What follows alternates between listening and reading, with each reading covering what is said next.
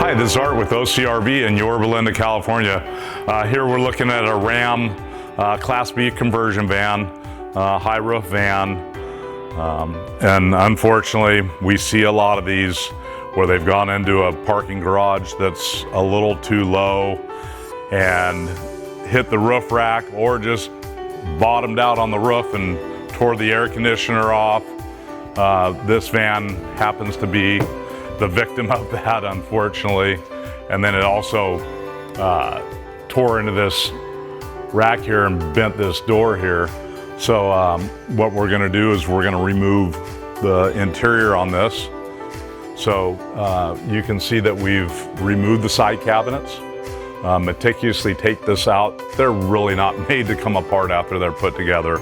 But since we build these vans here in the shop as well, we've got a great cabinet builder here, and so he's really good at dissecting and pulling these things apart and then getting them back together just right.